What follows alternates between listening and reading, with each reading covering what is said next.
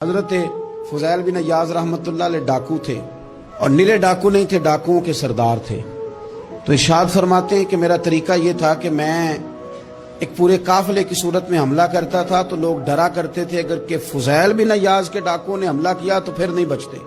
ایک دن گزر رہا تھا تو ایک قاری صاحب آیت پڑھ رہے تھے، لا تقنطوا من رحمت اللہ، اللہ کی رحمت سے کبھی نا امید نہ ہونا، ان اللہ یغفر الذنوب جمیعا، بے شک وہ سارے ہی گناہ معاف کر دے گا۔ آپ فرماتے ہیں میرے دل میں بات اثر کر گئی، ماننا ہے نا۔ اس نے نہیں ماننا، اس نے 6666 آیتوں کا ترجمہ پڑھ کے بھی توجہ نہیں کرنی۔ آپ ارادہ کریں نا، آپ اپنی دل کی زمین کو زرخیز بنائیں۔ فرماتے ہیں میں فوراً وہ آیت سنی تو میں رویا، اور میں وہ حافظ صاحب کے پاس چلا گیا، ان سے اجازت لی، ان کے کمرے میں داخل ہوا۔ میں نے کہا آپ نے ابھی آیت پڑھی ہے کہ اللہ سارے گناہ معاف کر دے گا؟ تو جس بندے نے کئی سال ڈاکے ڈالے ہوں، بیٹیاں روتی رہتی ہوں پر وہ مال لے کے آ گیا ہو، مائیں واسطے دیتی رہتی ہوں پر وہ لوٹ کے نکل آیا ہو، اب جی اگر وہ بندہ بھی سچے دل سے توبہ کرے تو اللہ معاف کر دیتا ہے۔ تو آفو جی کہنے لگے میں کون ہوتا ہوں تمہیں کوئی تفسیر بتانے والا، میں نے تو قرآن کی آیت پڑھی ہے، میرا رب کہتا ہے لا تقنطوا من رحمت اللہ، تم نے مایوس نہیں ہونا، تم آ جانا، معافی مانگ لینا، ان اللہ یغفر الذنوب جمیعا، اللہ سارے ہی گناہ معاف فرما دے گا، اللہ سارے گناہ۔ تو یہ تو اللہ فرما رہا ہے۔ فضیل بن عیاض کہتے ہیں میں نے کہا ختم ہو گئی بات، توبہ بھائی۔ واپس آیا تو وہ میرے ساتھ جو تھے نا، ان سے میں نے کہا سردار نیا تلاش کر لو بھائی۔ اب ارادے بدل گئے، پروگرام کچھ اور ہو گیا۔ اب تو لوگ ہمیں تانے دیں گے، اب تو لوگ باتیں کریں گے کہ اوتھے کی لین جانا ہے۔ فضیل بن عیاض کہنے لگے بس بھائی توبہ کرنی، اب تم کوئی اور سردار تلاش کر لو۔ اور اوپر سے نہیں کہا، توبہ کی تقریریں نہیں کی، دوسروں کو میسج نہیں بھیجے، اور لیکچر نہیں جھاڑے، رو کے کہا، درد سے کہا، دل سے کہا۔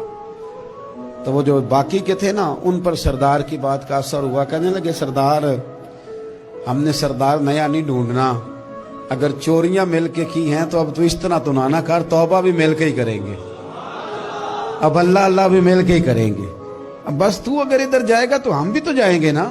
اللہ اکبر۔ فضیل بن عیاض کہتے ہیں ظاہر ہے مال لوٹا کرتے تھے، میں نے مسئلہ پوچھا علماء سے تو انہوں نے بتایا کہ یہ تو حقوق العباد کا مسئلہ ہے، جو لوٹا ہے وہ تو واپس کرنا ہی پڑے گا۔ اب میں نے وہ پیسے جمع کیے، اب سارے تو میرے پاس تھے نہیں، جتنے میں دے سکتا تھا دیے، جو کھا چکا تھا وہ رہ گئے۔ ایک یہودی کے پیسے رہ گئے، اس کے گھر چلا گیا، میں نے جا کے اسے کہا میاں میں نے کر لیا توبہ، اور میں وہ فضیل بن عیاض ڈاکو ہوں جس کے تیرے گھر سے اتنا مال لوٹا تھا، میرے پاس پیسے کوئی نہیں، وہ پیسے لگ گئے، اب تو اس طرح کر مجھے معاف کر دے۔ وہ کہنے لگا نا جناب، یہ بھی کبھی کبھی ہوتا ہے، لوگ نا شرافت کو بزدلی سمجھ لیتے ہیں۔ فضیل بن عیاض سے کہنے لگا میں تو پیسے لوں گا، ایسے تو نہیں معاف کرتا۔ آپ فرمانے لگے پیسے تو کوئی نہیں، یہ سچی توبہ ہے۔ وہ کہنے لگا پھر اس طرح کرو، میری اونٹوں کو چارہ ڈالو، پیسے پورے ہوئے تو چلے جانا۔ کل ڈاکو تھے، ابھی وہ تلوار چلانی آتی ہے، نیزہ چلانا آتا ہے، ڈٹنا آتا ہے، اعصاب مضبوط ہیں، مسئلہ کوئی نہیں، لیکن توبہ سچی کی ہے نا، یہ سچی توبہ والے لوگوں کا طریقہ ہے۔ اس سے کہہ سکتے تھے کہ جا جتھو لب دینی لے لے، تجھے کہا معاف کر دے، تو تیار ہی نہیں ماننے کو۔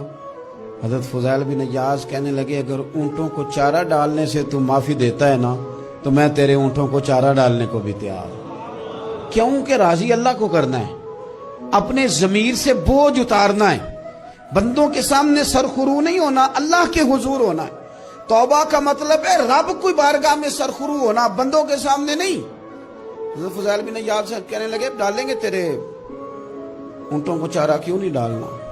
2-4 دن چارہ ڈالا تو وہ یہودی ایک دن کہنے لگا کہ یہ نا ٹھیکریوں سے بڑی ہوئی تھیلی ہے، یہ تو ذرا اٹھا کے لا۔ حضرت فضیل بن عیاض نے اٹھا کے اسے دی، جب اس نے کھولی تو اشرفیوں کی بھری ہوئی تھی۔ تو آپ فرمانے لگے تو کہہ رہا تھا ٹھیکریاں اٹھا کے لا۔ کہنے لگا میں تورات بڑی پڑھتا ہوں، عالم ہوں، میں نے تورات میں پڑھا تھا کہ مسلمان جب سچی توبہ کر لیں گے نا تو رب ٹھیکریوں کو بھی سونا بنا دیا کرے گا، پھر یہ مٹی کے ڈھیلے اشرفیاں بنا کریں گے، تو میں نا تیری توبہ چیک کر رہا تھا, یہ اس میں میں نے روڑے بڑے ہوئے تھے, لیکن تو اٹھا کے لایا تو تیری توبہ بھی سچی ہے اور تمہارا دین بھی سچا ہے. اب اس طرح کر, معافی اس شرط پہ دوں گا کہ مجھے کلمہ پڑھا تاکہ میں بھی مسلمان ہوں.